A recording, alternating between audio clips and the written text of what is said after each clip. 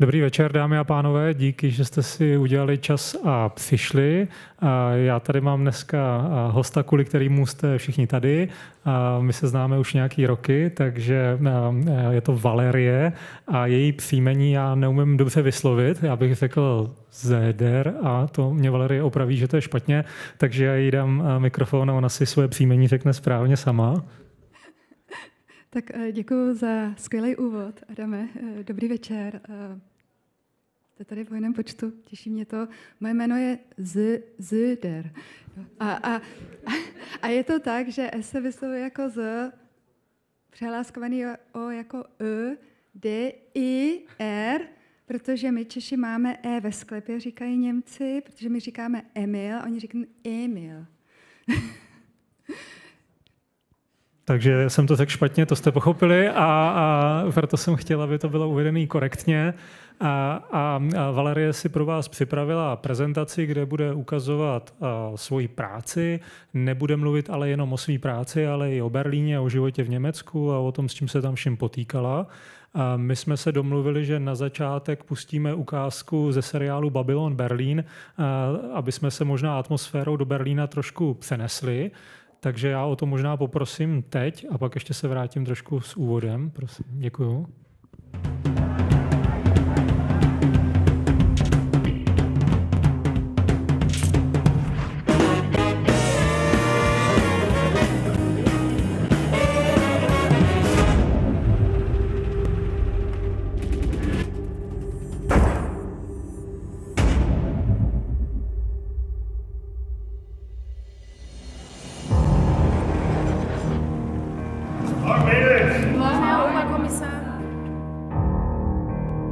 Die Bilder sind nach Fällen geordnet. Axtmord, gespaltener Schädel, Amputation.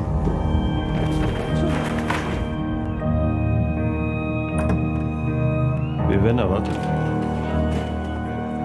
Und das muss alles mit. Kein Wort zu niemandem. Sie haben dieses Bild nie gesehen.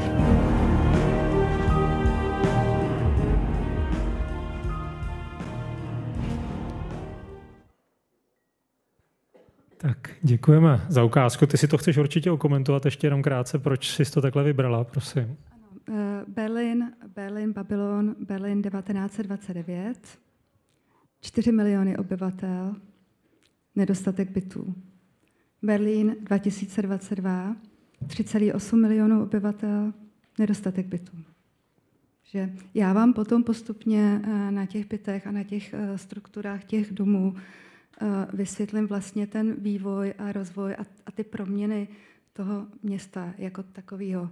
Ale než začnu mluvit o Berlíně, tak bych vám chtěla odprezentovat jednu takovou berlínskou kulinářskou specialitu.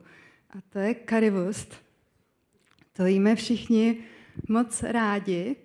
A je to berlínský vynález, vymyslela to paní Herta Heuwer, která měla těsně po válce, kdy se Berlín znovu zpamatovával a stavěl na vlastní nohy, měla v Charlottenburgu v západní části Berlína kiosek a prodávala tam párky.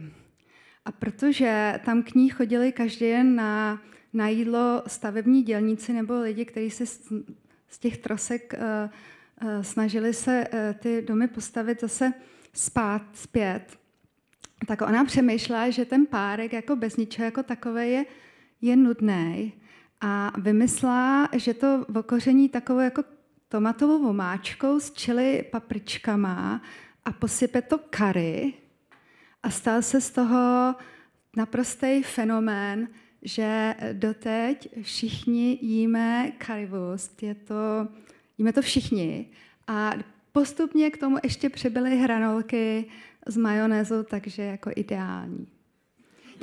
Jinak nejlepší je, že ten stánek, tamhle, já mám tady. No, teď mi to nejde. Jo, tady. Jo. Takže tady je ten stánek konopské. Aha, tam. Mám to poprvé v ruce. Ten stánek konopké je v Prenzlauberku a má tam nejlepší currywurst ve městě, ale vlastně ta původní idea, že ten currywurst je rychlý občerstvení, tak právě u stánku Konopke ne, protože je tak populární, že jsou tam dlouhé fronty, takže se to může protáhnout až na hodinu.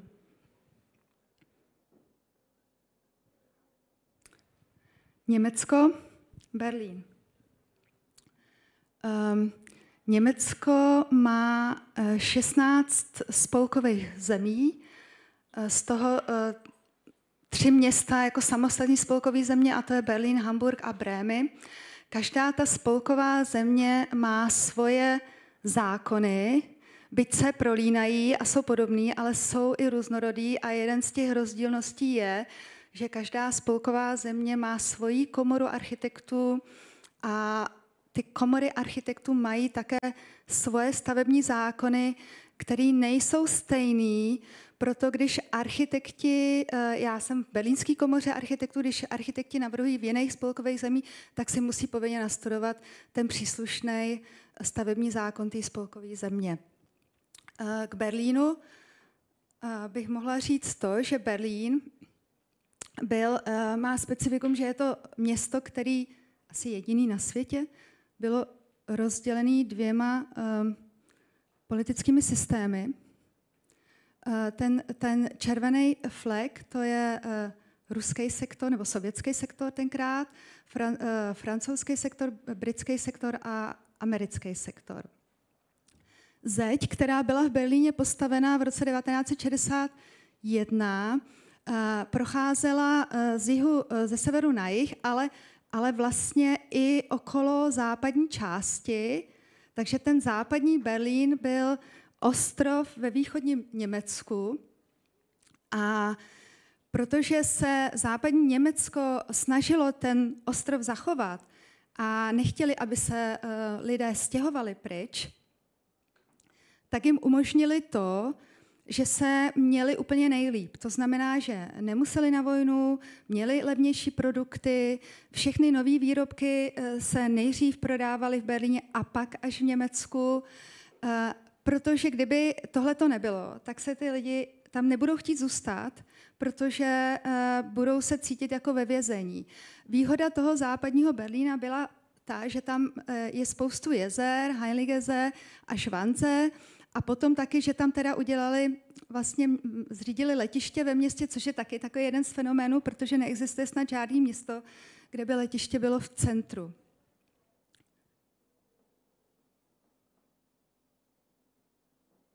Tohle to přeskočím.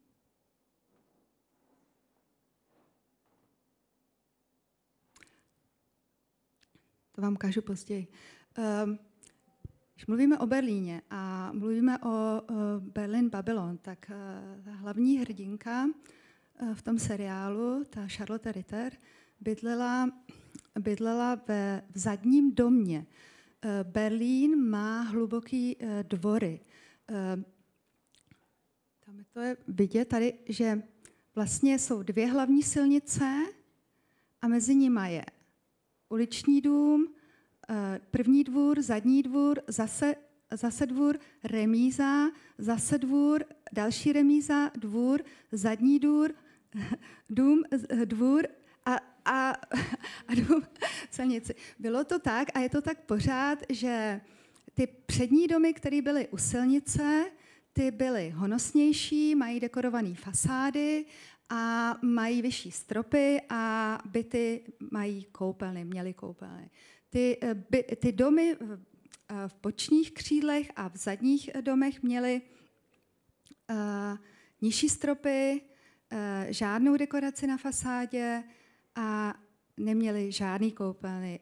Všechny ty byty sdílely toalety na schodišti na mezipodestě a takhle žila právě ta Charlotte Ritter se svojí rodinou, ta žila v takovém malém bytečku tam se svojí maminkou, sestrou, jejím manželem a ještě druhou sestrou a ještě s dětma. Takže to bylo vlastně, nebylo to nic moc. No a potom ještě ten dál, ty remízy, tak tam nebylo bydlení, tam byla dílny, výrobny a vlastně jako spíš produkce něčeho.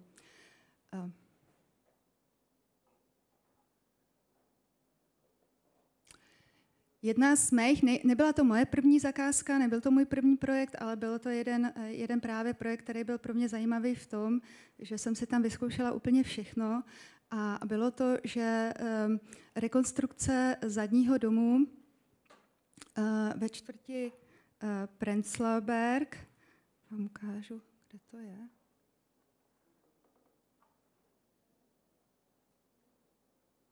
A to je tady vlastně tam bývalý sovětský sektor, kde po revoluci bylo spoustu prázdných domů, který si obsadili studenti, kteří potom získali levně nájemný a někteří tam žijou doteďka, ale spousta domů se zrekonstruovalo a nově obydlelo. A to je tento dům. Tady vidíte, jak je vlastně ta struktura, ten přední dům, boční křídlo, zadní dům, další dvůr a remíza. A vlastně já jsem rekonstruovala tenhle ten dům. Ten byl v roce 2013, když jsem tam poprvé přišla do toho domu, tak to tam vypadalo takhle. To byl můj první pocit. V centru Berlína, v centru metropole. A v tom domě, ten měl takovýhle stav, takový tam měl jako vlastně ještě nějaký jako, divný. Tam bydleli dva byty byly obsazený nájemníkama s neomezeným nájemným, kteří se nechtěli vystěhovat, ale měli tu toaletu na chodbě a sprchu si udělali nějak v kuchyni z dřezu. Původně tam byly v tom domě 4 malé byty.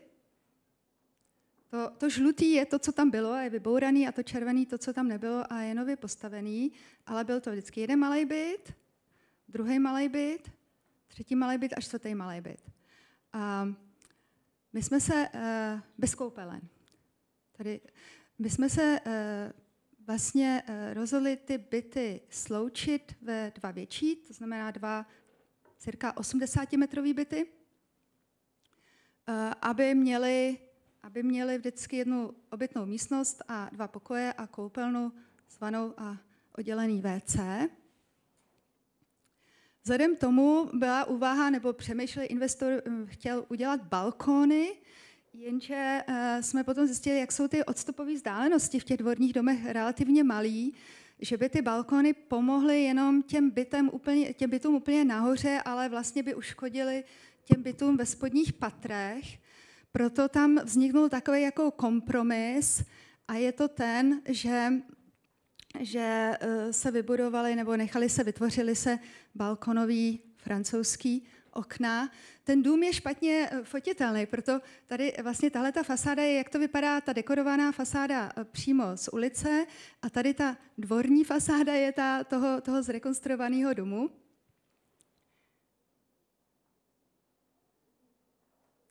A vznikly tam vlastně 2 větší byty, takže každý ten byt má takhle obytnou kuchyň s těmi francouzskými okny, tím pádem se tam dostalo trochu víc světla, takhle to vypadalo vlastně předtím. Tady to je další specifika Berlína, říká se tomu Berliner Zimmer, berlínská místnost, a to je taková místnost, která má jakoby okno v rohu. Vlastně skoro všechny byty mají jednu berlínskou místnost. Takhle to vypadalo předtím a takhle tím francouzským oknem se to trochu vylepšilo. Schody teď vypadají taky jinak. To je druhý byt, to je vlastně ten přední byt na předchozí stránce, to byl tady ten byt nahoře, to byl vlastně pohled tady odtud sem. A tenhle ten druhý byt, to je pohled, tahle ta fotka nahoře, to je pohled tady odtud sem. Takhle je vidět, jak to tam bylo takhle vlastně takový holý. Tady je vidět pozůstatek toho WC na schodišti a tady už mají nájemníci nový koupelny. Jsou to byty na pronájem, takže to byla taková finanční investice, že investor hodně šetřil, ale přece jenom je tam takový standard, že těm nájemníkům se tam neuvěřitelně líbí A od té doby, od roku 2015-16, kdy byl ten dům zrekonstruován, tak se tam narodilo 8 miminek. A já se vrátím bytům zpátky, ale teď jsem vám chtěla ještě ukázat něco jiného.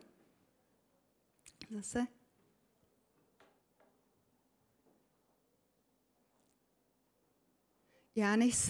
Když jsem přišla do Berlína, tak jsem musela naučit německy. A já jsem dostala takovou jako zvláštní pracovní nabídku v Postupimi. Postupim je hlavní město Braniborská a je to Postupim a Berlín, jakoby 2 hlavní města, jsou vzdálené jenom 50 kilometrů od sebe a spojuje S-Bahn, nebo vlastně rychlodráha. A já jsem dostala nabídku od stavební firmy, která staví domy na klíč, a od Baukonce Potsdam, jestli bych nechtěla vstoupit do jejich týmu architektonického a spolu podílet se na návrzích rodinných domů. A jeden z těch domů, který jsem dostala, bylo tohleto, ale já to teď se chlubím cizím peřím, já jsem tohleto nevymyslela, tenhle ten dům si vymyslel klient sám. On si to nakreslil a přišel s jasným názorem, jak to chce mít. Je to v bývalém francouzském sektoru na severu Berlína u jezera Heilige See a chtěl tam mít původně jakoby lese, chtěl tam mít 2 domy, jeden dům pro rodiče a jeden dům pro sebe a pro svoji rodinu, s tím, že se ty rodiny jakože budou blízko sebe, ale nebudou si překážet, když spolu nechtějí mluvit. A já jsem seděla v kanceláři, já jsem vlastně tohleto nahoře, to je moje vizualizace a tady to takhle postavili. Já jsem seděla v kanceláři se stavebním dozorem, s pánem, který dělá stavební dozor, a pak ještě vedle v kanceláři seděl kolega, technik, který kreslil všechny ty detaily. Takže já jsem se od těch kolegů toho tolik naučila.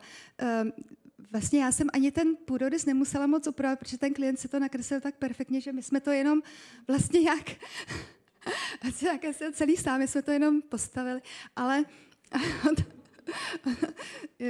já jsem potom ještě pro tu firmu navrhovala ještě jako víc těch domů. Já jsem ještě kreslila pro ně tenhle ten dům, ale i jiný, ale tenhle ten byl zvláštní, bo takový hezký v tom, že jsem úplně poprvé sama měla kontakt s klienty, což pro mě byla vlastně v Německu německy premiéra, kdy klienti, manželský pár bezdětnej, si chtěli postavit takovýhle dům a chtěli tam mít ordinaci, lékaři, takže vlastně ta ordinace měla mít jakoby zvláštní vstup, ale částečně to mělo být taky propojený s tou intimní soukromou zónou. Přízemí je vlastně celý otevřený prostor a nahoře jsem navrhla ložnici, hostovský pokoj a velkou koupelnu se saunou, se vstupem na terasu. Tady je garáž a zahradní domek. Tenhle ten projekt se nerealizoval, protože ta stavební firma Baukonce Potsdam funguje tak, že oni těm klientům navrhnou dům a pak jim vlastně po tom návrhu dají i cenovou nabídku, kolik ten dům bude stát. A když se s tím klientem nedohodnou na ceně, tak si ten klient může vzít ten projekt, zaplatí jenom za ten projekt. Když se dohodnou na ceně, tak ten klient za ten projekt neplatí a pak má v nabídce určitý asi 3 nebo 4 druhy standardů, ze kterých si může vybrat. Že to není to vlastně jakoby individuální výstavba, jakou známe, ale je to taková, že se pracuje s takovýma jakoby stavebnicema. Já jsem potom dostala od té stavební firmy nabídku, jestli bych pro ně, já jsem s nima spolupracovala externě, jestli bych nechtěla být u nich zaměstnaná. Já bych i vlastně jako moc ráda, protože jsem s těma lidma pracovala výborně, ale říkám, Postupim je moje cesta tam trvala 1,5 hodiny, 1. Takže ještě, když tomu, jako když si člověk představí, že ještě musí jít potom zpátky večer domů, takže bych strávila 3 hodiny na cestách denně a to byl pro mě jako obrovský handicap. Takže, ale bylo to fajn. A tohle to je, pak vlastně přišlo, takže to přišlo vlastně paralelně, když jsem pracovala pro Baukonce Potsdam, tak jsem vlastně získala projekt pro přátele, kteří si v Hamburku v západní části u Labe, které se vlévá do moře, a tam jsem ve čtvrtě Rissen, vlastně úplně na hranici, tam si koupili investoři, chtěli pozemek, ale pozemky bez domu neexistují, takže si koupili pozemek s tímhletím domem. A ten jsme zbourali a postavili jsme tam tohleto. Oni měli jasnou představu, že chtějí moderní dům, že nechtějí sedlovou střechu. Tenkrát jsme nevěděli, jestli nám to bude umožněno, protože všechny domy v okolí mají sedlovou střechu, ale jeli jsme na úřad do Altony v Hamburku, tam si může domluvit člověk placený konzultace, tam jsme to zkonzultovali a povolili nám dům bez sedlové střechy, ale že to musí být s ustoupeným podlažím, takže to jsme dodrželi, ten koeficient, a mohli jsme začít stavět, protože Hamburku, je to vidět tady i na tom domě, v Hamburku je prší hodně, je tam jako vysoká vlhkost a všechny je tam jako domy hodně jsou potažený takovým jako filmem a takovým jako mechem. A tomu jsme se chtěli vyvarovat, proto jsme se rozhodli, že určitě ten dům musí mít cihlovou fasádu. A když jsme řešili, kde ty cihly, odkud je vzít, kde je nechat vyrobit, tak přišla nabídka, že si můžou investoři odkoupit cihly tady z toho starého skladu. Takže vlastně teď, když jako s odstupem času, tenkrát se nám ty cihly hrozně líbily, takže to vlastně o tom nebylo jako vůbec, jsme ani nespekulovali. Oni navíc ještě teda ty použitý cihly stály víc než nově koupený. Ale oni teď nevím, co jsem chtěla říct. Ty cihly. No to je to. Jo, my jsme potom způsobně, protože já jsem se s těmi klienty ještě víc zblížila během té práce, tak já tam jezdím skoro každý rok, tak jsme zjistili teď, že jsme vlastně ekologický. Že teď je takový trendy slovo udržitelnost, takže my jsme použili z jednoho domu cihly na jiný dům. No a ten půdorys, nebo ten pozemek je takový podlouhlej, taková nudle. Vlastně tady ještě jezdí S-Bahn, takže byla snaha posunout ten dům dál od toho S-Bahnu a ještě tu zahradu tak jakoby vlastně vyřešit, aby tam bylo toho hluku z toho vlaku co nejmíň. A to se vyřešilo. Dispozice toho domu je taková, že bylo přání investorky, že když se otevřou dveře vstupu, že bude vidět přímo jako na tu zahradu. Taková ta osa, vlastně tady ten chodníček to podtrhuje. A protože ty lidi nemají děti, ale mají klavír, paní je koncertní pianistka, a tak to byl taková ideální školní zakázka, dům s klavírem. No, klavír tam stojí právě úplně v čele, ten je nejdůležitější, tady ho vidíte, na ten se hraje. Pak je tady hostovská místnost, ale tam stojí 2 jiný klavíry teď. A nahoře přání manžela klavírsky bylo, aby měl ložnici, aby měl pokoj pro sebe, kde si může zavřít dveře a aby neslyšel klavír. Že ona hraje 8 hodin denně na klavír. Ona hraje na klavír, to je ještě ložnice, šatna a koupelna. Zahradu, škoda, že tady není, měla tady dneska být, ale Borisy, ty to vyřídíš. Anička Salingerová, skvělá zahradní architektka, mi pomohla. Poznáš? Takže takhle jsem si odskočila do Hamburku a teď zase zpátky do Berlína.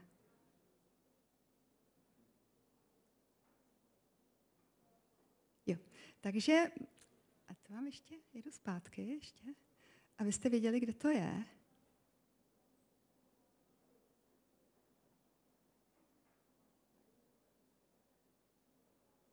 Jo. Takže ten byt, který vám potom ukážu, je tady v bývalém americkém sektoru ve čtvrti Neukölln, takže západní Berlín. Tahle ta čtvrť je specifická v tom, že v ní žije hodně Turků a muslimů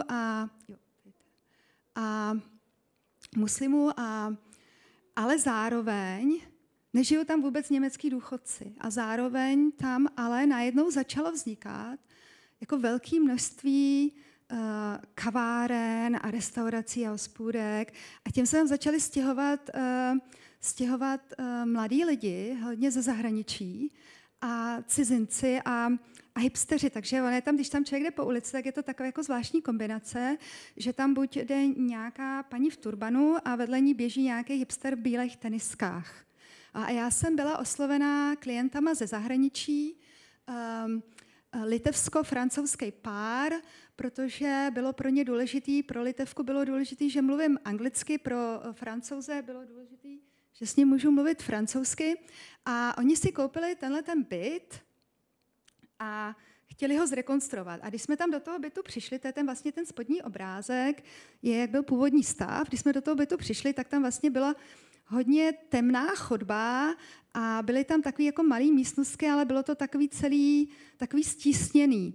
No a ty investoři měli přání, nebo investor, který vaří, Francouz, měl přání, že by chtěl mít prostě velkou kuchyň, kde budou všichni sedět pohromadě, takže tady mají.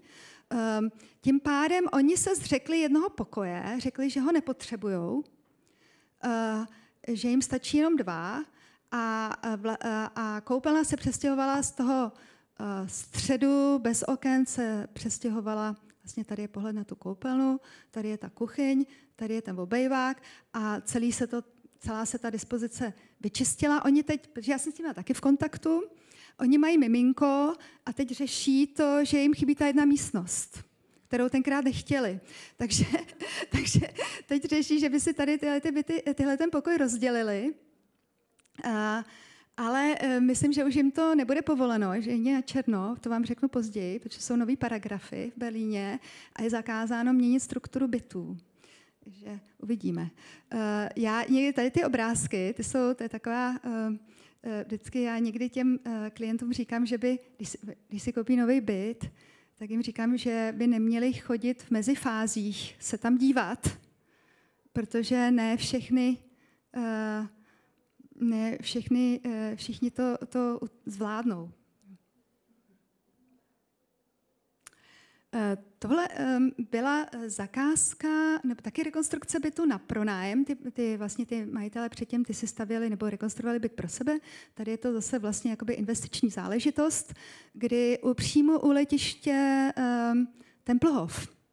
Jako moc pěkný místo, taky vlastně v bývalém západním Berlíně. A tyhle ty klienti by měli jako vlastně úplně opačný požadavek. Ty nechtěli demolovat vůbec nic, skoro.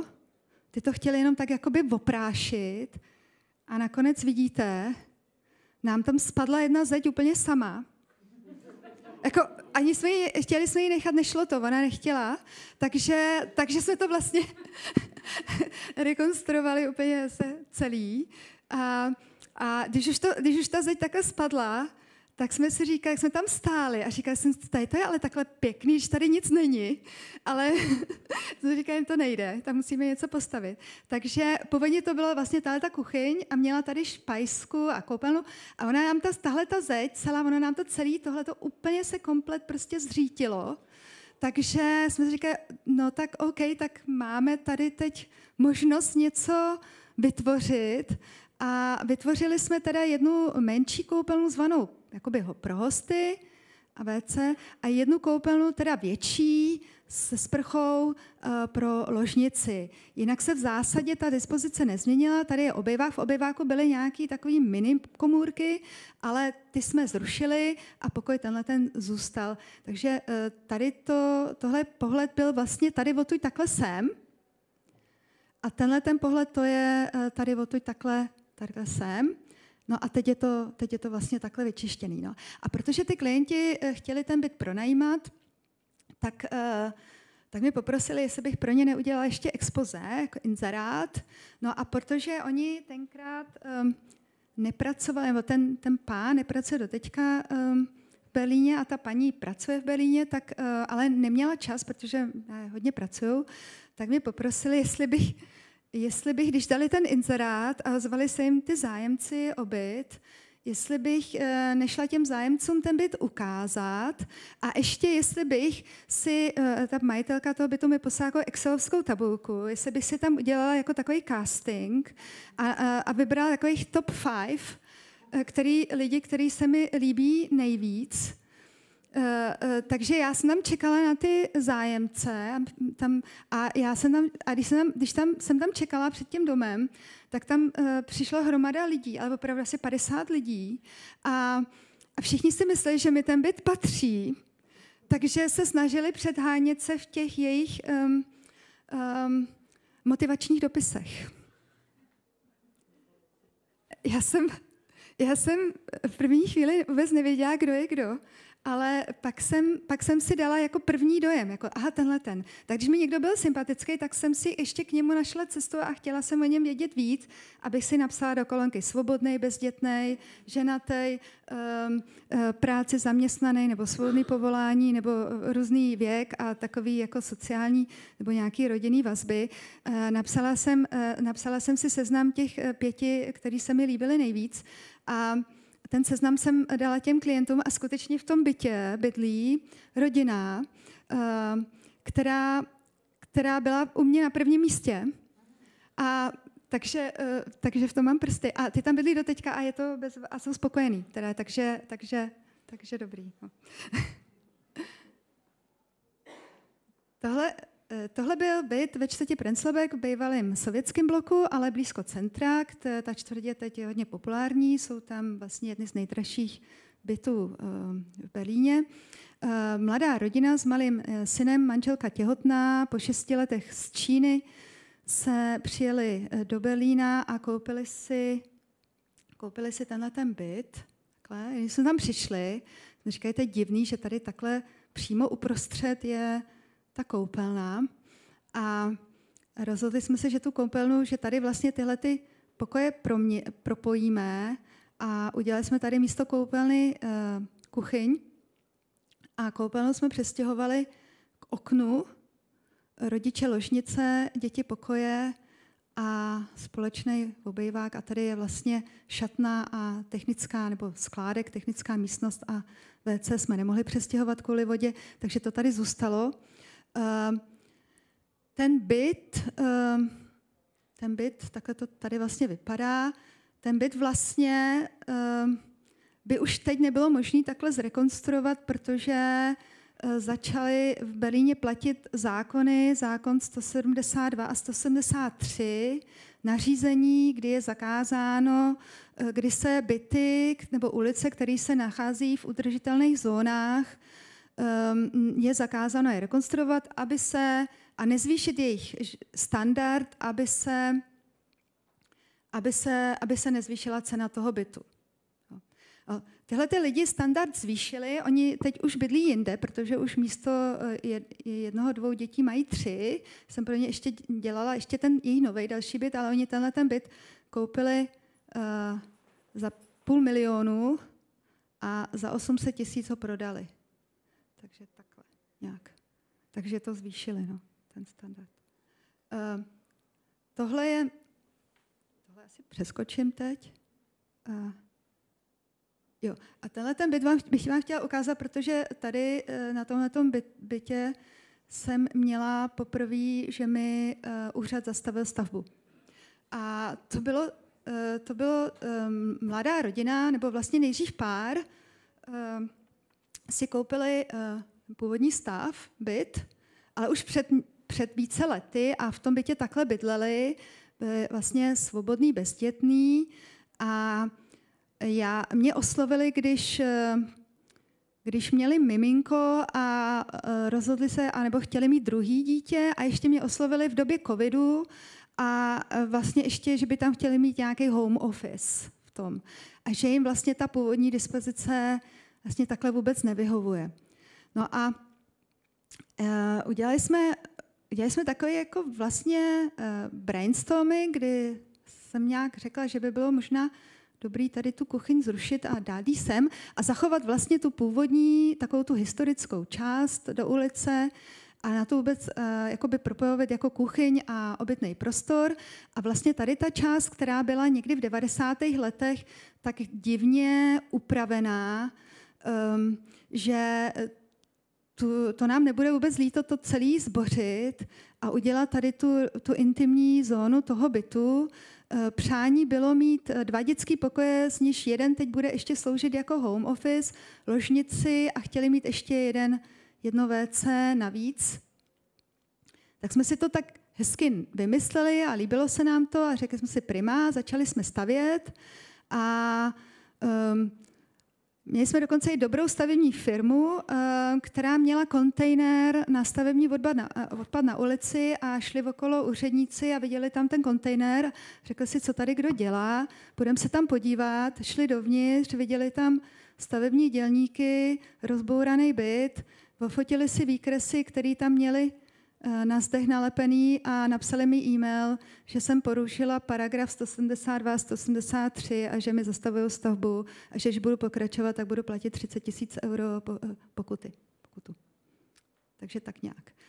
V té době byli ty klienti, protože jsou Američani a ta paní byla podruhý těhotná a v Berlíně během covidu nemohli těhotní dostat vakcínu proti covidu, tak odjeli na 3 týdny do Ameriky a ten stavební ten Baustop byl právě v tu chvíli, kdy byli v té Americe. Takže já jsem ještě jim volala, že potřebuji jejich souhlas pro jednání s úřady, abych mohla tuhletu situaci začít rychle řešit, protože stavební dělníci tam stáli a já jsem je nemohla moc dlouho zdržovat jako bez činnosti. Takže já jsem, a ještě neexistovaly, byly zakázané konzultace na stavebních úřadech, protože byl covid. Já jsem se rozhodla, že já jsem telefonovala s právníkem a rozhodla jsem se, že na ten stavební úřad zajedu, protože mi právník řekl, že když mám nohu mezi dveřmi, tak mě žádný úřad nesmí vyhodit.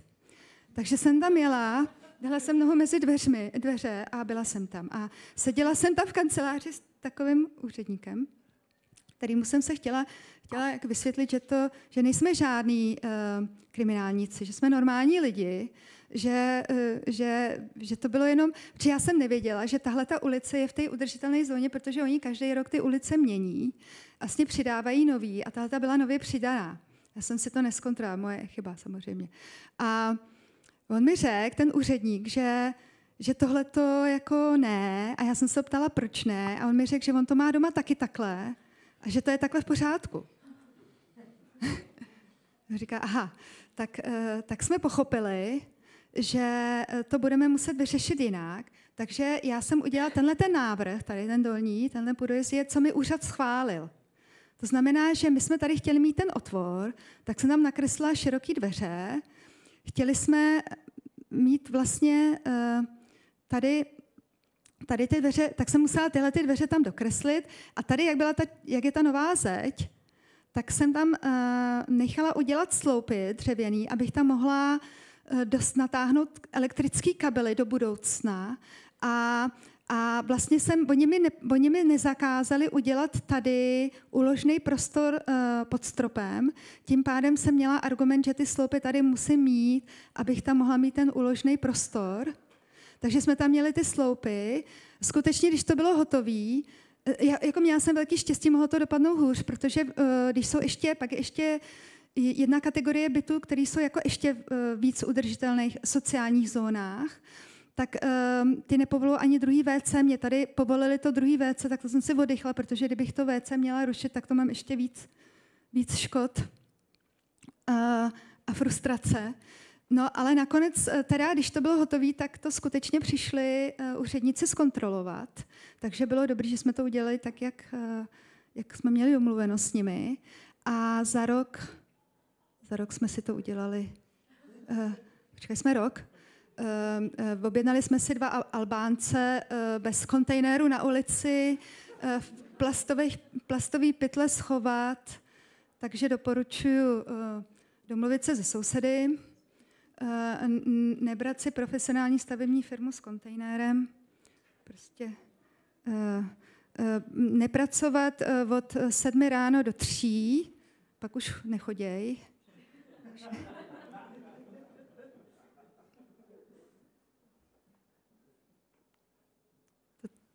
Tohle klient, který má vlastní celý dům a měl přání postavit si 7 malých bytů pod krojí.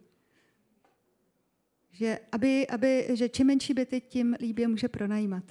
A taky takový ekonomický investiční záměr. A bylo to jako složitý v tom, že podle berlínských parametrů musí mít byty v podkroví 2 směry požárního úniku, což je u velkého bytu. Kdybychom udělali třeba 2 velké byty, tak jsou tady 2 schodiště, tak by to bylo vyřešené. Nevím teda, co tady s tím zbytkem. A musí být dokonce teď od roku... a dokonce se musí žádat výjimka na výtahy od roku 2018. A ještě k tomu, teď to navýšili, musí být 50% bytů v podkroví v rekonstrukci bezbariérových. Tak jsem si říkala, jak tam dostat tu bezbariérovost, když tím výtahem člověk dojede jenom mezi podesty. A tak jsem si nechala poradit v právním oddělení na Komoře architektů, co s tím mám dělat.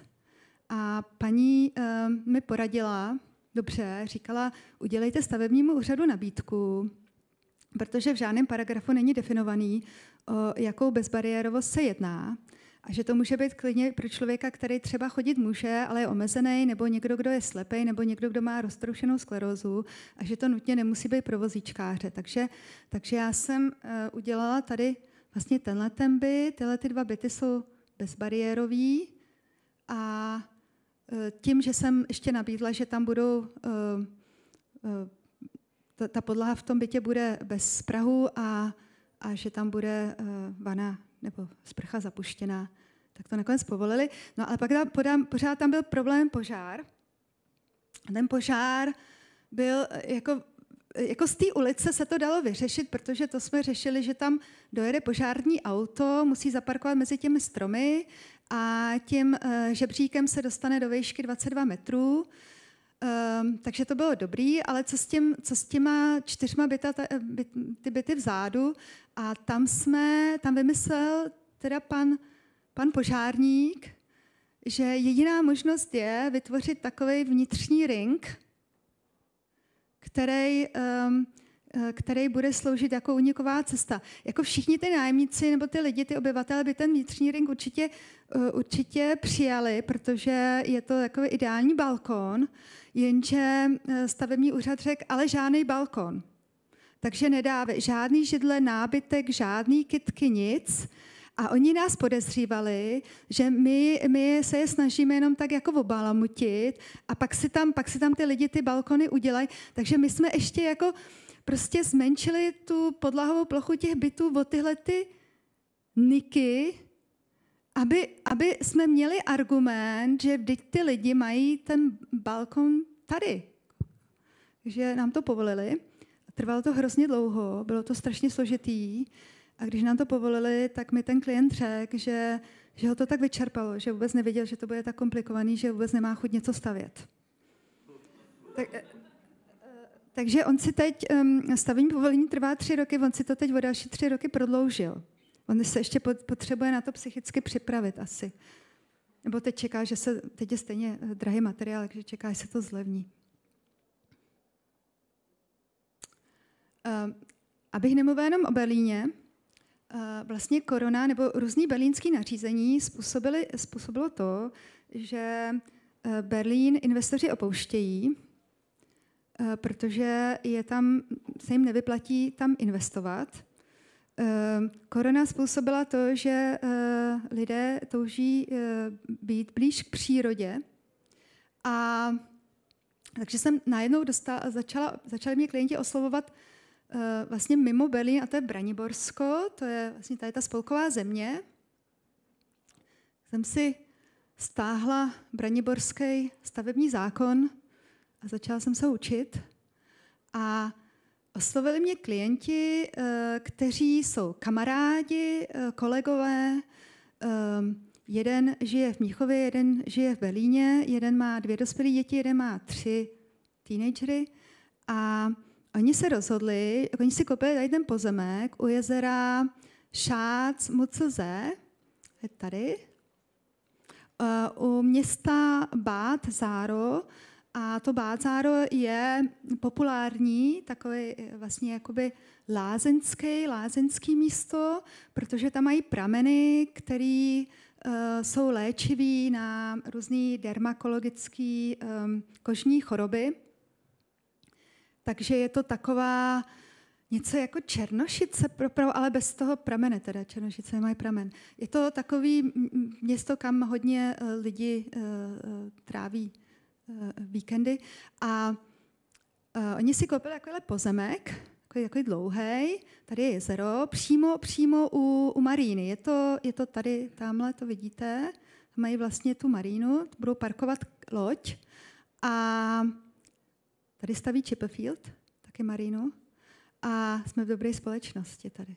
No a oni to řešili ještě tak, že měli možnost koupit ten žlutý dům, ten tam teď stojí, ten budeme bourat, že koupili tenhle dlouhý pozemek, máme tady bariéru nebo 15 metrů od ulice se nesmí stavět a pak tahleta linie, tady je vlastně přímo u jezera, zelený pruh, ochranný zelený prostředí, kde se taky nesmí stavět, takže vlastně se ten stavební pozemek zredukoval na tuhletu část.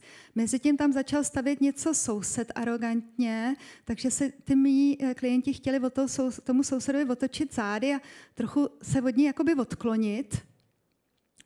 A pak ještě začali zvažovat tak trochu spekulativně, že by chtěli mít míň té započítatelné plochy, aby eventuálně, když jim dojdou finance, aby mohli tu druhou půlku toho pozemku prodat a ještě někdo jiný se tady mohl postavit dům.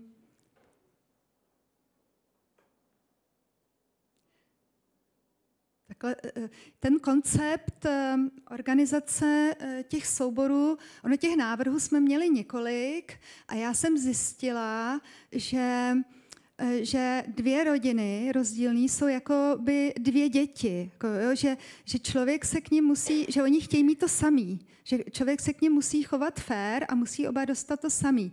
Takže já, když jsem měla v těch původních návrzích, že třeba byla jedna velká ložnice sem, tak se ta druhá rodina, tak se začaly diskutovat o tom, komu to bude patřit, ta ložnice. Jestli téhle rodině nebo té druhé. A já jsem potom si jako po dlouhých diskuzích s nima, kdy jsem jim vysvětlila, že oni jsou sice 2, ale pro mě jsou 1 člověk a já potřebuji od nich slyšet nějaký sjednocený názor a ne, že se přede mnou budou o tom dohadovat, tak jsme udělali takový kompromis, že ten společný, a ještě tomu občas mluví jejich manželky. Takže ale oni je teď drží stranou. Teda. Takže jim řekli, že si můžou navrhnout kuchyň, ale a ty manželky. Ale takže to je vlastně tohleto hlavní křídlo, to je hlavní dům, to je ten společenský dům, jídelna, obejvák, krb, kuchyň, výhled na jezero, tady vlastně teráska. A pak je spací dům, kde každá ta rodina má svoje patro. A tam se nehádali, tam se dokonce si to jako bez řečí rozdělili, že ta mnichovská rodina, ta řeší, že třeba bude pohybově špatná, ten pán je trošku takovej silnější a nerad běhá po schodech, takže ty si vemou to spodní patro a ta rodina nahoře, taková ta sportovnější, že si veme to horní patro, tam má i víc dětí, takže ty tam mají ty ložnice 3. Paní ve spodním patře chtěla mít velkou sprchu se sezením, až bude stará a nebude moc stát. A ta paní z Berlína, ta v tom horním patře zase chtěla takovou tu vanu v ložnici u okna. To je, nemám, ale jinak je to stejný. Pak je ještě k tomu součástí toho domu je fitness se saunou a s výhledem na jezero. To fitness máme verzi oficiální a neoficiální. My jsme začali s těmi klienty, oni jsou jako celkem chytrý, tak jsme se rozhodli, že budeme navštěvovat jednotlivý úředníky, že se s nima seznámíme, že se oni představí jako noví obyvatele a že se chtějí integrovat a že se s nimi seznámí a vždycky jsme tam přišli s prázdnou situací, ale už jsme měli tenhle ten návrh. Ale přišli jsme s prázdnou situací s tím, že my ještě nevíme, co tam bude, ale že jsme tak trochu nutili se s námi na tom návrhu spolu podílet a cílili jsme otázky tak, aby jsme dostali ty odpovědi, které chceme. A jedna paní úřednice z nás byla dost nervózní. Ona pořád něco tušila a nevěděla co, vůbec nás neuměla nahmatat. A my jsme ji nechtěli zase moc trápit, zase na druhé straně, ale zase jsme věděli, že chceme tenhle návrh, protože my tady máme ten dům, máme jenom metr od pozemku, od hranice pozemku, což minimálně musíme mít 3, ale my tady máme tu cestu a my jsme se dozvěděli u požárníka, že když tam máme cestu, tak vlastně můžeme ten dům dát blíž té cestě, že to je z požárního hlediska ještě naopak lepší, že kdyby ten dům hořel, tak ty lidi mají kratší cestu se zachránit. A nakonec mi to ta úřednice, ona to ještě neviděla, ale už mi poslala dopis, že to může být, když to ten požárník schválí, ale od požárníka už to máme taky černý na bílém, takže doufám. Jo, a ještě teď musíme 3. souhlas od obce, že tady ta cesta zůstane veřejná, ale protože už investor Chipperfielda si tady vymínil nějakou výjimku, že může tuhletu cestu taky používat, takže ta pravděpodobnost, že by se z té cesty stal soukromý majetek a stala se z toho stavební parcela, tahle cesta, že ten je minimální. Ten určitě ne, takže takhle. Ale dozvěděli jsme se od té úřednice, že vlastně, kdyby jsme ten dům jako definovali jako vedlejší dům, ne hlavní dům, nebyla tam teda fitness a sauna, ale třeba zahradní domek, a nespojili ho s hlavním domem, tak můžeme vlastně snížit o tohleton dům tu započítatelnou plochu.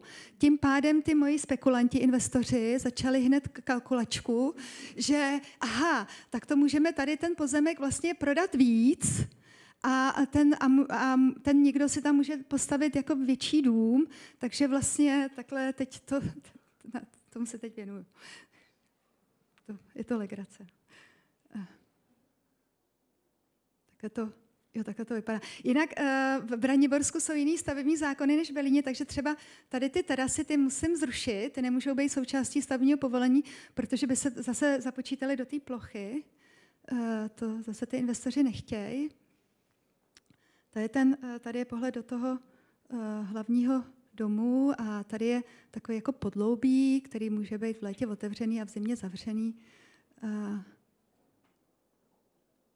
Bazén chtěl jenom jeden, ten nechtěl nikdo, to chtěl jenom jeden člověk, protože dokonce ani ne manželky. Manželky řekly, že radši plavou v jezeře, ale zkrátka pro jednu osobu se to tam takhle nakreslilo. A jo, a tohle to je takový bombónek. A to je taky v Braniborsku. A to vám ukážu. To je vlastně, když se jede z Berlína, možná, že to někteří z vás znají, když se jede z Berlína, jezdí tam hodně lidí na kolečkových bruslích. Jezdí se tam, je to takový Fleming, je to asi 60 kilometrů jihozápadně od Berlína. A klienti původně, on Američan mexického původu, ona Němka z Bavorska, seznámili se v Silicon Valley a žili chvilku v Berlíně, tam to na ně bylo moc hektický a koupili si vlastně v téhleté vesnici Großzieht takový dům uliční a tu stodolu, ta tam byla na tom pozemku. Ta vesnice má zajímavou strukturu. Ona je to takový jako kruh nebo jako elipsa a uprostřed je rybník nebo jezírko. Je to tam jako pěkný. No a oni si koupili ten dům, ten uliční, ale vlastně mi řekli, že si koupili ten uliční dům, protože se jim líbí tahle ta stodola a že by vlastně postupně by se z té stodoly chtěli z toho uličního domu chtěli přestěhovat sem. A americký Mexičan ještě chtěl, jakože potřebuje obrovskou kuchyň, protože vaří mexický jídla. A takže vlastně, já jsem si nejdřív myslela, že budeme rekonstruovat jenom tohle, ale oni přišli, že to chtějí opravdu zvětšit, takže že tam bude taková přístavba jednopodlažní. Ta stodola má 2 části, má výškový rozdíly, je to tam vlastně celý takový zazděný, ale my jsme se rozhodli, že to vyčistíme, ale že ty 2 prostory budeme muset nějak propojit, takže je schodiště, že hlavní vstup dáme mezi tu stodolu a mezi ten nový dům a uděláme z toho tady takovou jakoby vlastně obytnou zónu s kuchyní, jídelna s oknem, výhled do zahrady, protože ten je tam krásný, oni tu zahradu mají obrovskou. 1 hostovská ložnice s koupelnou a potom schody nahoru a nahoře vlastně takový jako mástr ložnice s koupelnou a s galerií, kde oni pracují z home officeu, že budou pracovat a dívat se na tu zahradu.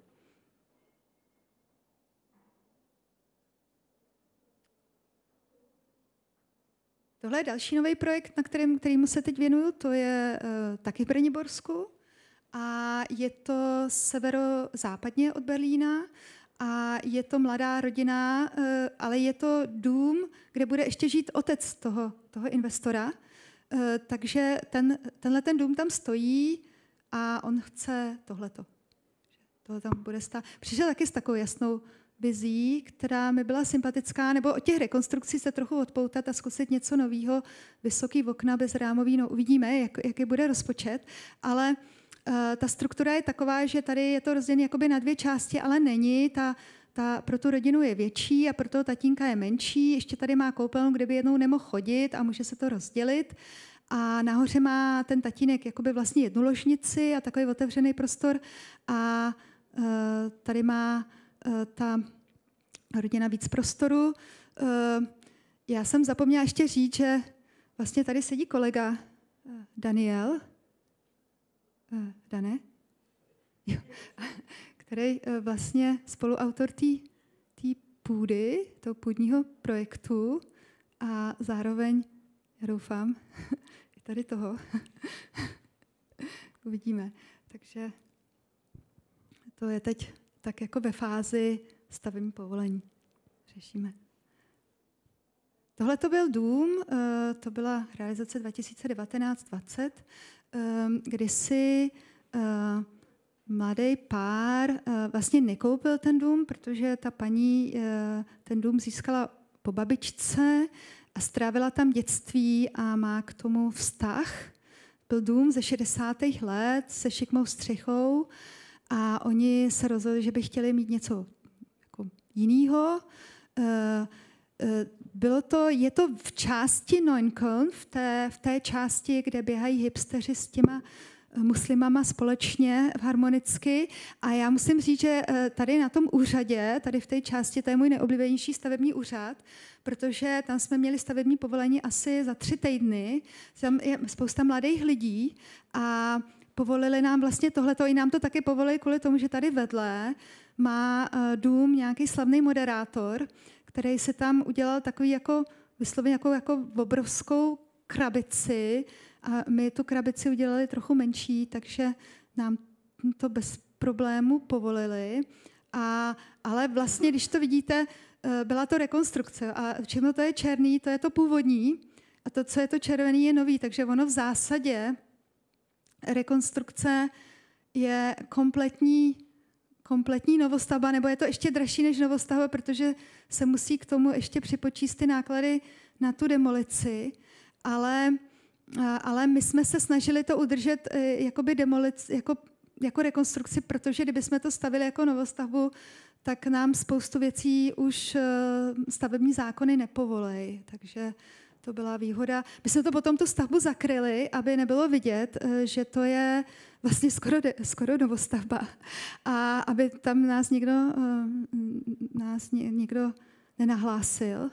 A dělali jsme to takovou, jako tu rekonstrukci s takovou salámovou metodou, jako že jsme postupně jednu stěnu zbourali a druhou postavili a jelo se takhle dál. A tohle je jeden dům, to je Pankow, to je vlastně čtvrť bývalý východní Berlín na severovýchodě, kde před revolucí byly spoustu takových různorodých domů, takové diskotéky a klienti si koupili taky pozemek s domem, ten zbourali a chtěli mít vlastně podobně jako v Hamburku, chtěli mít takovou tu osu, že když se otevřou dveře, že je vidět ven do zahrady a mají tam obývák s kuchyní a pracovnu. Pán pracuje doma částečně, nahoře 2 dětské pokoje, ložnici, koupelna. S těmi jsem v kontaktu hodně, vlastně i s těmi předtím, to je vždycky vlastně to nejhezčí, že já potom jsem třeba seděla tady na tom gauči a oni už mají miminko, tak je to takový, vlastně to jsou ty nejhezčí pocity potom, který mám, když tam přijdu a těm lidem, ty lidi jsou tam šťastní. Teda nevím, jak dlouho, jako já potom nejsem u toho, když si ty domy krájej. Tohle to je taková malinká věc. Je to, že někdy si kupují lidi domy kvůli výhledu. Byty kvůli výhledu. To je tenhle ten výhled. A to je u řeky Správy, přímo v centru, ale v zadním domě si klientka koupila 2 byty. Já jsem jí rekonstruovala oba 2, ale ten druhý z toho druhého nemám ještě žádný fotografie. A tenhle ten byt, vlastně ona si ho koupila jakoby balíček dohromady, že to je v jednom domě a že ho bude mít jakoby vlastně na pronájem nebo pro syna, až jí vyroste. A byl to takový malinkatý byt, má takovou dispozici, že má takovou jako koupelnu do oblouku. Tady nad tím je takhle okno, to okno je tady v tom výklenku a bylo tam teda s tím šíleně práce s tou vodou, a má to takovou niku na spaní s nějakým, klientka je taková, ona je taková sentimentální a romantická, tak někde našla, někde na nějakém trhu tohleto okno, já jsem jí říkala, si tam dá větší okno, ona, že tohle okno se jí hrozně líbí, že jiný nechce, takže ho tam má. Děkuju.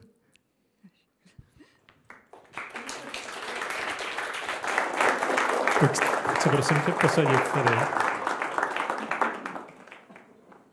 Tak děkujeme za prezentaci projektu, ale já tě hned tak ještě nepustím takhle a budu se tě na pár věcí ptát a samozřejmě, když se budete chtít ptát vy, tak na mě mávněte, já za váma rád přijdu s mikrofonem a můžete do toho vstoupit a jenom mě nechte se zeptat na pár věcí, které si myslím, že vás taky budou zajímat. Tak ty jsi architektka, která se narodila v Česku, vystudovala v Česku, pracovala v Česku a v Berlíně seš od roku 2011. Ano. Jak ses tam dostala a proč vlastně? Láska. Já jsem nikdy neplánovala žít v Německu, nikdy jsem neplánovala učit se německy. Pán Bůh si se mnou zahrál. Já jsem potkala svého tenkrát budoucího muže v Praze, v baru a my jsme žili jakou dobu v Praze, syn se narodil v Praze a můj muž pracoval pro jednu společnost, kde musel si nechat zmrazit svoje certifikáty, licence, jakoby vlastně auditor a daňový poradce. A po 10 letech mu hrozilo, že o ty licence přijde. A já jsem vlastně zrovna byla těhotná a říkala jsem, stejně půjdu na mateřskou. Tak mi můj manžel říká, co kdybychom takhle zkusili ten Berlín. No, a já jsem říkala, tak jo. No, tak nějak. My jsme neplánovali, ani jsme netušili, že tam budeme takhle dlouho. My jsme původně si řekli, že to zkusíme, on to bylo čistě jako hodně kvůli těm licencím, že to zkusíme na 2 roky. Jako já jsem vlastně odešla na mateřskou a říkali jsme si, tak uvidíme a když se nám tam nebude líbit, tak se za 2 roky vrátíme do Prahy. No, tak. Co jsi věděla o Berlíně předtím, než tam takhle odjela v roce 2011? Jo, to je dobrá otázka. Já jsem Berlín trochu znala, protože já jsem v Berlíně jednak jsem tam byla několikrát jsme byli na team buildingu, Gabrielo, viď? Jsme tam byli s panem Kotíkem, s architektem, pro kterého jsem pracovala kdysi dávno, na team buildingu. Pak jsem měla kolegyni, německou kolegyni UT, která tam potom se na chvilku odstěhovala, tak jsem tam byla i za ní, takže jsem tam vlastně strávila prodloužený víkend u kamarádky a ona mi ukázala Berlín, že jsme se jeli koupat do bazénu, ten francouzský architekt, Domino Pero. Pak mi ukázala celou tu diplomatickou čtvrť Atenový budovy a pak jsme jeli hrát golf a pak mi tam ještě ukázala různé restaurace a kavárny a já jsem byla úplně nadšená. No a pak jsem tam začala jezdit se svým budoucím mužem, protože on už předtím, než přišel do Prahy, tak v Berlíně 5 let pracoval, takže to město znal. A s ním jsem zase objevila úplně jinou část, ale ve chvíli, kdy jsem v Berlíně začala žít, tak jsem zjistila, že to město je úplně jiný, než jsem si myslela. Chceš to zkonkretizovat, co teďka říkáš? No, je to asi jako obecně, když člověk je někde jako turista, tak vnímá to prostředí jinak, než když tam začne žít. A když tam začne žít, tak řeší, není žádný místo ve školce, musí se ten úřad, tady ta byrokracie a tohleto. Takže vlastně člověk neměl jakoby čas na to si to město tak užívat, protože teď německy se naučit. A najednou začnou každodenní povinnosti. Jo. Takže užívat je potom, pak člověk začne pracovat, že není čas už vůbec a je to jiný. Navíc já jsem vnímala Berlín, když jsem byla úplně poprvé, že je to taková moderní metropole, hodně nových domů, vlastně samý novostavby. A já tam prakticky dělám samý rekonstrukce.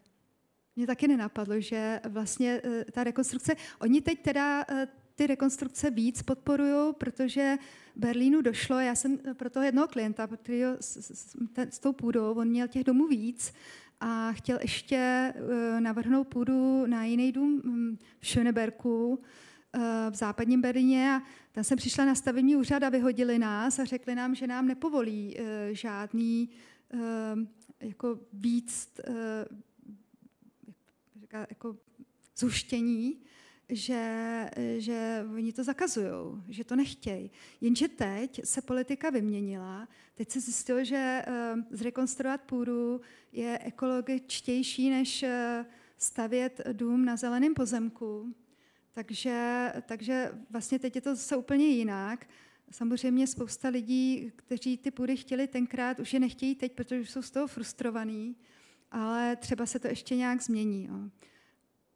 Ty když tam takhle jela, tak měla jsi jasnou představu, že budu tam muset nějak pracovat a ještě akorát nevím jak, nebo jak to bylo?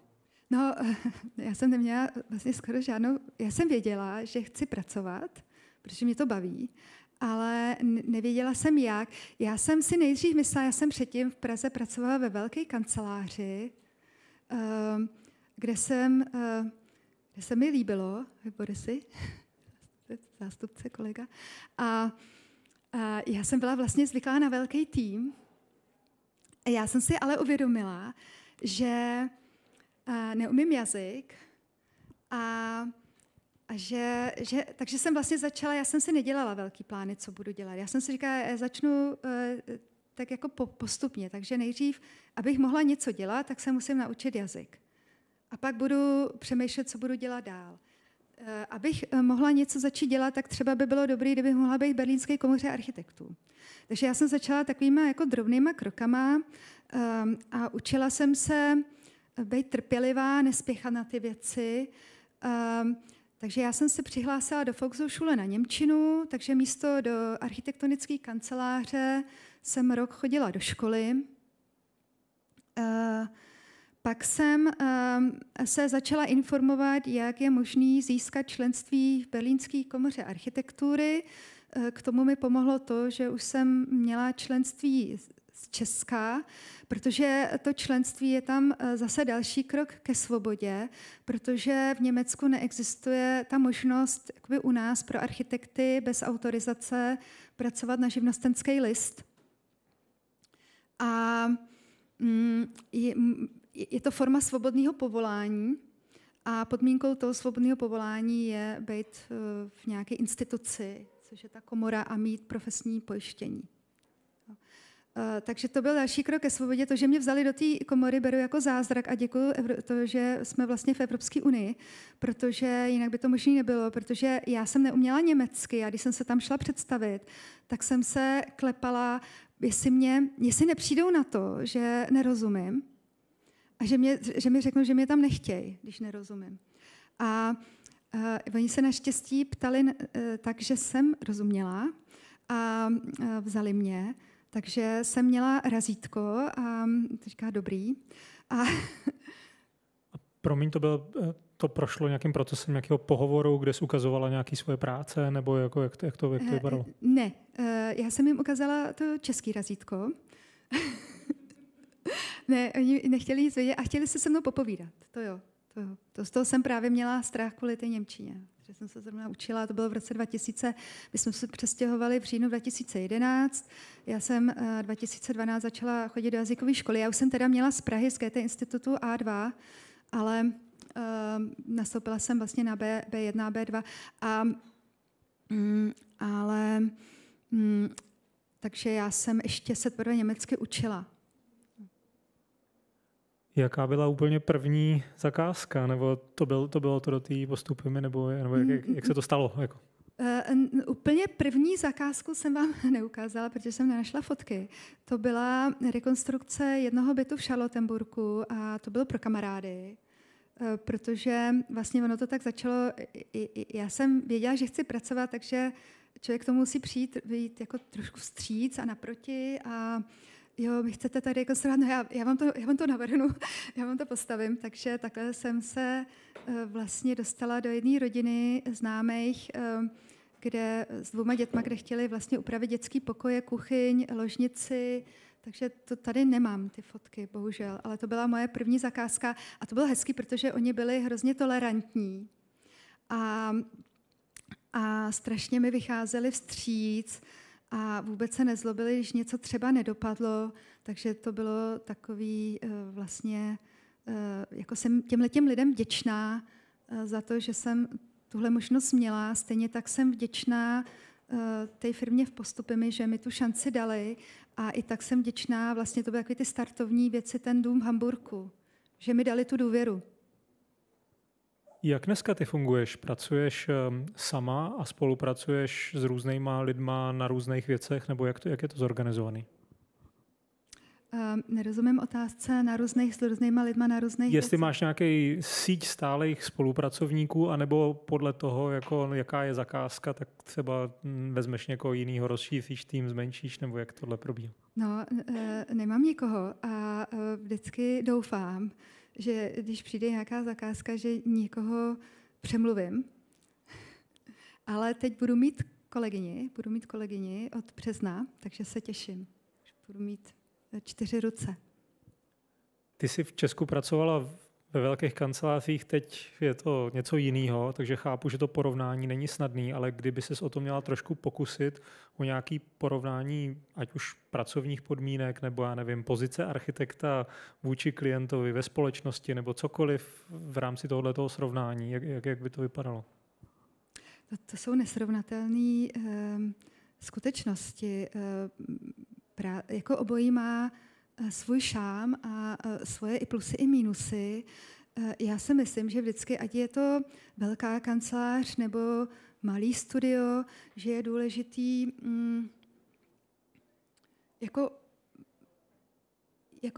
jako naše práce je o kontakte s lidmi. A je důležitý, jaký lidi v kontaktu jsou. Ať jsou to stálí kolegové v kanceláři nebo klienti, pro mě je nejdůležitější jako harmonie tady v tomto. To znamená, že jako obojí může být fajn a obojí může být hrozný průšvih, když je to špatně nastavený. Trochu jsi to zmiňovala, zkus porovnat jako tvůj pocit architekta, který jde na úřad s projektem, aby získal povolení v Česku a v Berlíně. Já nemám zkušenosti moc velké zkušenosti se získáváním stavebního povolení v Čechách. Že jsem dělala pár drobných projektů, ale protože jsem byla zaměstnaná ve velkých kancelářích, tak tuhle část projektové dokumentace měl na starosti někdo jiný. Ale v Berlíně mám zkušenosti veliký.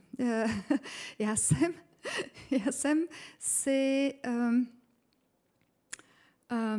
jako Berlín nebo Německo obecně má výhodu v tom, že tam není korupce a úředníci musí dodržovat jistý standardy.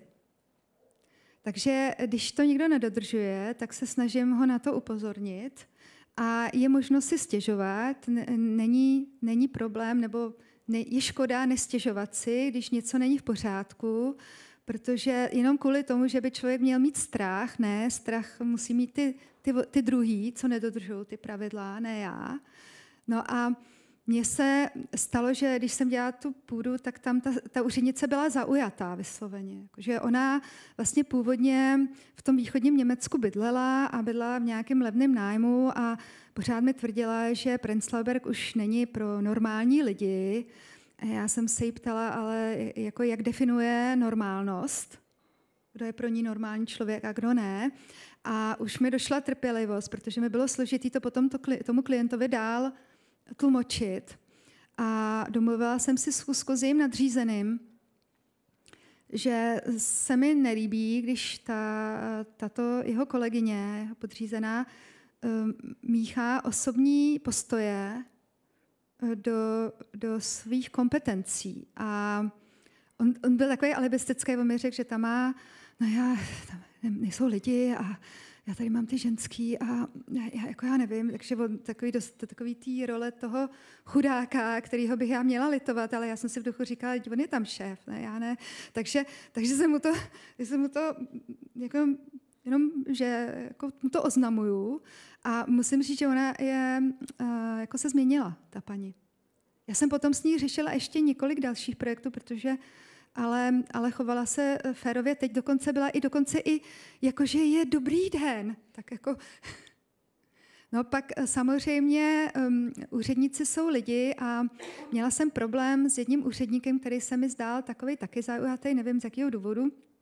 A u něho jsem už ze zoufalství protože u jednoho projektu to trvalo strašně dlouho, než dal povolení a já jsem vlastně ten druhý projekt nechtěla vzít pro ty klienty jenom kvůli tomu, že jsem nechtěla zase komunikovat s tímhletím člověkem. Ale vzala jsem to a pak jsem říkala, proč jsem to brala zase s tímhletím. A zase se choval tak divně, že jsem šla k němu osobně. Jako nejlepší je vždycky jít osobně a řekla jsem mu úplně ze zoufalství, že se jako architektka ze zahraniční cítím znevýhodněná. No a on mi z tiskárny vytisk stavební povolení.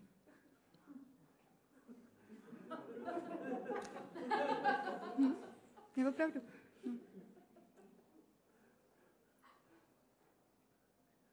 Odbočka ke kvalitě stavebních prací a stavebních firem. Já tě znám, že myslím, že ti na tom docela záleží, jako na těch detailech a na kvalitě provedení. Jak to hodnotíš vlastně z tohoto hlediska? Jak dlouho třeba trvalo, než jako možná našla zase taky někoho, nebo firmy, které to dokážou dělat, tak aby si s tím byla spokojená? No, na to by mohla napsat knížku.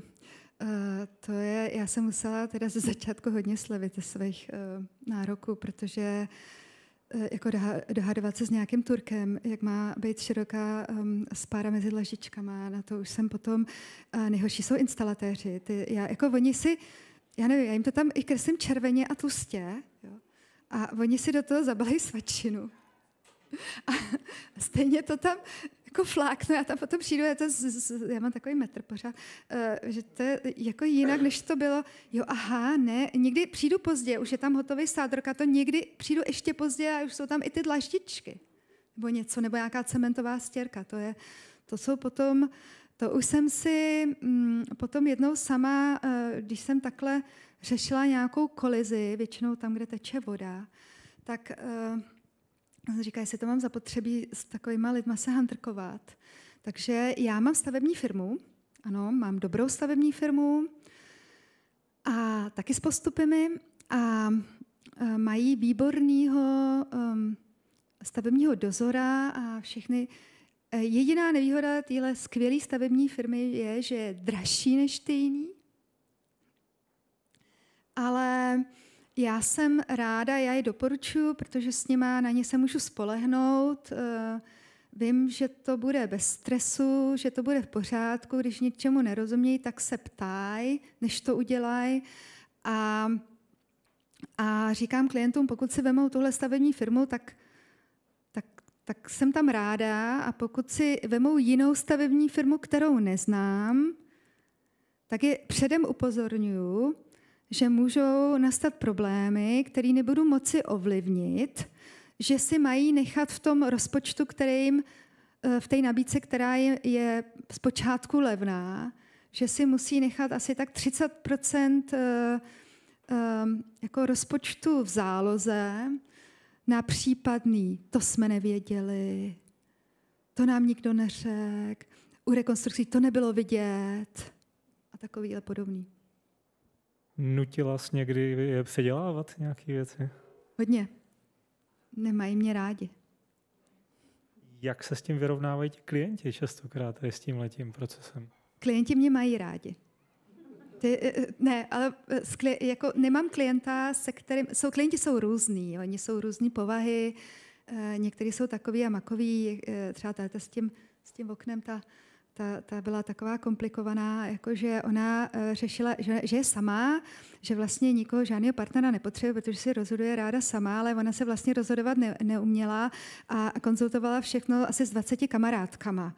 Takže mě by víc vyhovovalo, kdyby měla doma toho jednoho partnera než těch 20 kamarádek, ale tak nějak já jsem tam ještě možná některé věci ani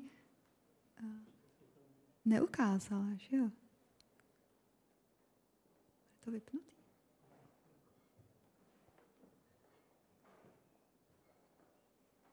Už ne.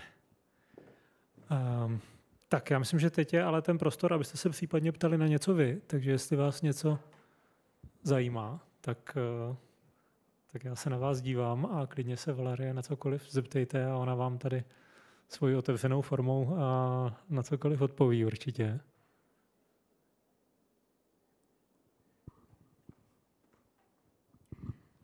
Já jsem slyšela pořád o požárnicích a o stavebních úřadech. Jak je to s památkářema v Berlíně? Já jsem nerekonstruovala žádný památkově chráněný dům, takže na to neumím odpovědět. Ale třeba památková zóna nebo něco takového, nebo jako nějaké požadavky na věci zvnějšku třeba?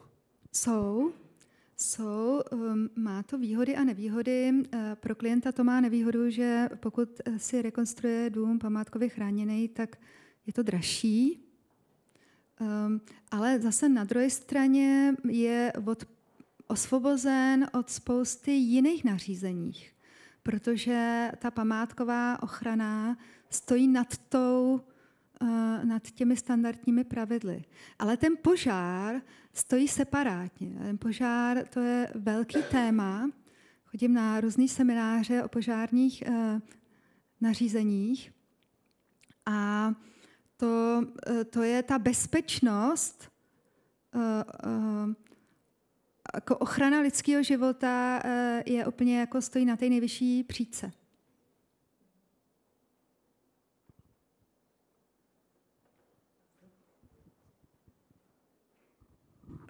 Já jsem se chtěl zeptat jenom na takový detail, jak byly ty berlínské bloky. Vnější Nobel, pak byly ty boční křídla, pak byl ten vnitřní a pak byla ta remíza. Jako jaký, ona tam měla smysl, že to vypadá jako takový domeček uprostřed. Jo, co to vlastně původně bylo? No tak teď je to moje kancelář, ale já vám ji ukážu. Jestli... Už to nefunguje. Aha.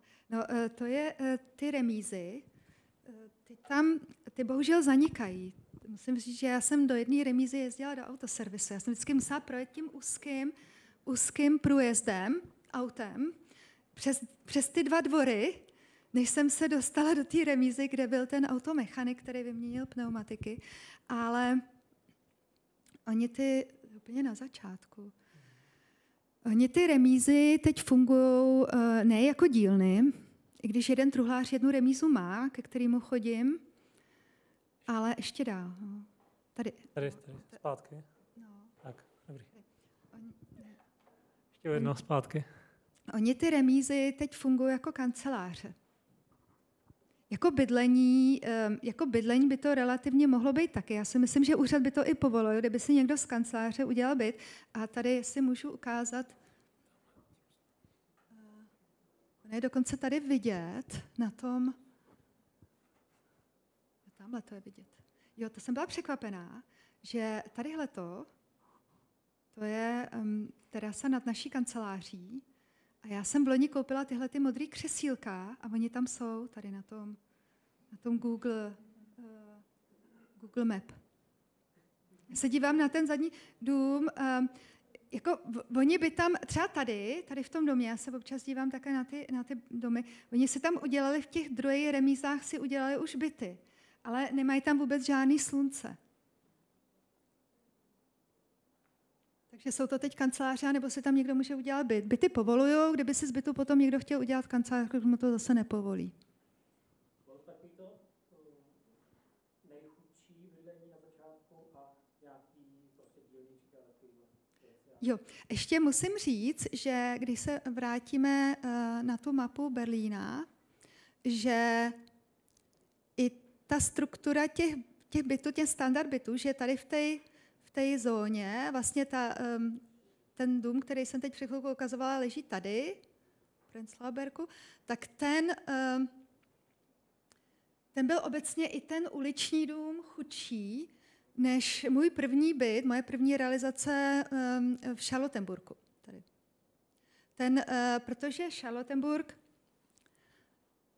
má, nebo některý jakoby západní Berlín byl dřív honosnější, východní Berlín byl taková jako dělnický, takže oni v západním Berlíně mají ještě ty domy ještě pompéznější, mají ještě vyšší dveře vstupní a dekorovaný vstupní prostory a ten východní Berlín má ty uliční domy takový jako skromnější, i když taky dekorovaný, ale skromnější, má užší schodiště a ty zadní domy, ty byly i v tom západním Berlíně trochu nadstandard a v tom východním Berlíně zase ještě nižší standard. Vnímala jsi tam od začátku svoji pozici jako člověka, který je cizinec od někud jinut a třeba neumí ten jazyk nebo tak? A nebo jsi měla pocit, že jsi vstoupila do nějakého jako kosmopolitní prostředí, kde těch cizinců je hodně a je to trošku jedno, odkud kdo je a jako je to prostředí, který je hodně otevřený. Jaký to byl pocit? Je to jedno, odkud kdo je. Nikoho to nezajímá a nikdo se na to neptá. A já jsem s tím měla problém, ale ten problém jsem měla já, ne to okolí. Já jsem se cítila divně, když jsem někam přišla, že mám přízvuk, že na mě poznají, že jsem cizinka. Já jsem ještě předtím, musím říct, já jsem ještě jako vlastně studovala a trochu pracovala ve Francii, takže jsem mohla tak jako porovnávat život v zahraničí. A v té Francii se mi povedlo se do toho přízvuku ponořit. A v tom Německu já jsem chodila ještě k jednomu herci, právě na ty výslovnostní nuance, který čeština má, kterých se asi nezbavíme. Ale to okolí, tomu to bylo úplně jedno. Jako já se někdy říkám, proč mi dávají zakázku Němci, proč si nevezmou Němce. Nevím, jako asi třeba se k ním chovám jinak, než nemůžu porovnat, protože nevím, jak pracují jiní architekti.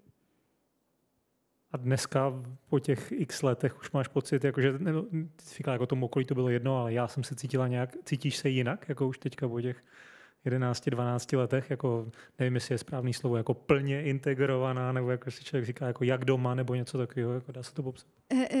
Cítím se jinak, ale teď to vnímám jako výhodu, že jsem cizinka, protože já jsem si vlastně uvědomila, že a to vlastně jako mně to došlo po pár letech. Můj muž mi to říkal pořád, že ať jsem ráda, že jsem cizinka, že to je skvělý. Ale já jsem říkala, ne, já chci být jako ty Němky a ty Němci a tak. Ale oni se jim to líbí, že jsem právě jiná. Nebo asi ta jinakost. Tak oni to berou, jako Němci jsou ohromně otevřený. To zase jako si nemůžu stěžovat vůbec. A ještě jako žena, teď je tam ta genderová taková ta vlna. Takže jako, že jsem žena, takže já mám takovou jako VIP pozici. Tak vím, že to bude znít blbě, ale kdyby nás u videa poslouchali architektky, které zrovna skončily školu nebo prostě končí školu a uvažují třeba kam jít, tak by se řekla, že Berlín jako není špatné místo prostě pro práci, pro architekty. Samozřejmě, že ne. Nemůžu říct, že nejen Berlín, já sama jsem vlastně byla taky v zahraničí jinde, ale jakákoliv zkušenost jinde, byť je to, protože jako ve chvíli, kdy se člověk rozhodne zkusit něco štěstí v zahraničí nebo sbírat zkušenosti v zahraničí, tak musí vynaložit víc úsilí. Ono ze začátku není to legrace, ale potom vlastně po čase jako tím člověk jenom získá jako nadhled, respekt, i samozřejmě i třeba důvěru sama sebe, protože je to takový jako dokázat si něco sama sobě. Já dokonce mám v Berlíně i kamarádky, dokonce 2 překladatelky, který jedna je teď dokonce rozvedená nebo se rozvádí a nikdy by jí nenapadlo se vrátit zpátky do Čech.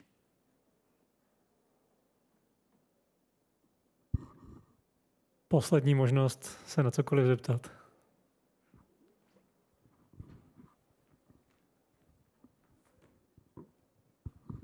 Já bych se chtěl zeptat, vlastně, jestli je rozdíl v té společnosti. Jaká je vlastně role architekta v tom Německu nebo v Berlíně oproti třeba tomu Česku, jestli to můžete porovnat, jestli je tam třeba ta role silnější v tom veřejném prostoru i v tom soukromém vlastně, jestli ty lidi si víc najímají architekty, než je třeba tady standardem. Jestli si to jenom neidealizujeme my, jako tady z Česka, vlastně tu roli architektů v zahraničí, třeba víc na západě v uvozovkách.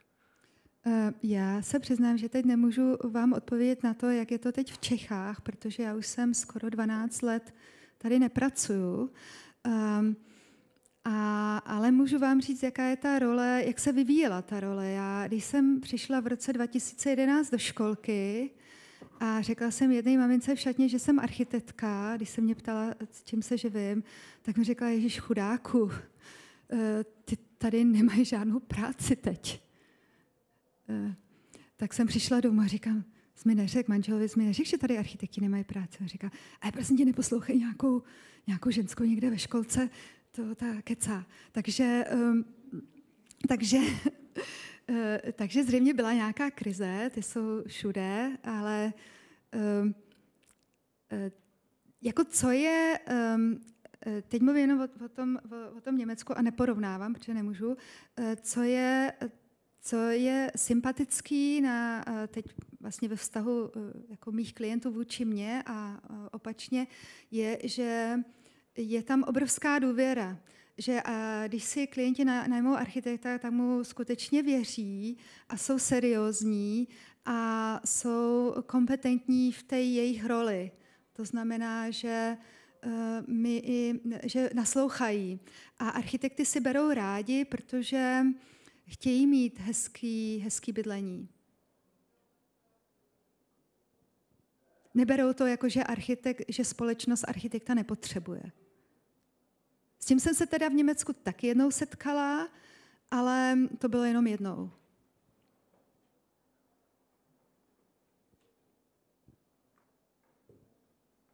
Tak opravdu poslední příležitost.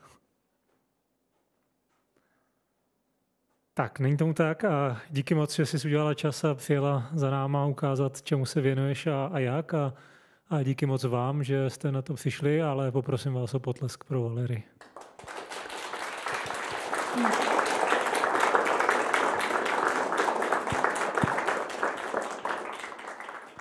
Já děkuji vám. Tak díky a pokud vás tenhle náš cyklus zajímá, tak se třeba uvidíme zase příště u dalšího dílu, určitě budeme pokračovat.